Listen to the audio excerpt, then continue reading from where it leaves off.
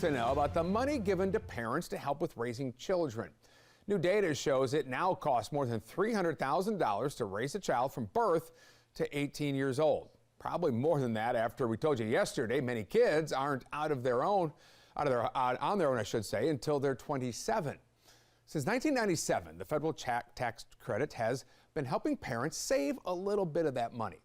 And believe it or not, both former President Trump and Vice President Harris agree that it needs a boost. And that brings us to thing one here tonight, what the current credit now looks like. Right now, parents can claim up to $2,000 in tax benefits for each child under 17 years old.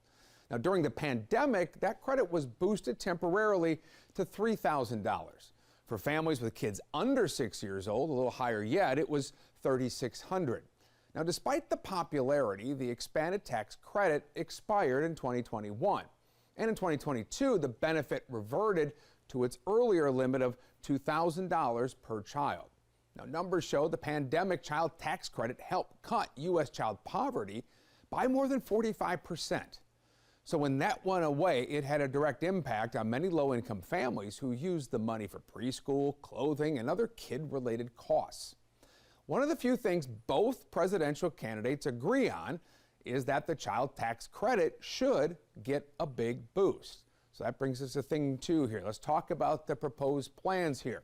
First, the Trump campaign. It is proposing a $5,000 per child yearly tax credit. And this would go to all families regardless of income. Vice President Harris is proposing a $3,000 to $3,600 credit per child with a bump up to $6,000 for newborns. Now, Harris would restrict the credit to low and middle income families only. She would also make the credit refundable, meaning even if parents who don't pay taxes, they would get a credit in cash. But can either of the candidates actually get their plans through Congress? That brings us to thing three here tonight. A bill to boost the credit failed in the Senate just last month, despite clearing the House with wide bipartisan support earlier this year. But with it being election season and the control of Congress and the White House up for grabs, we'll have to see what the new set of elected officials can agree on. Coming up next.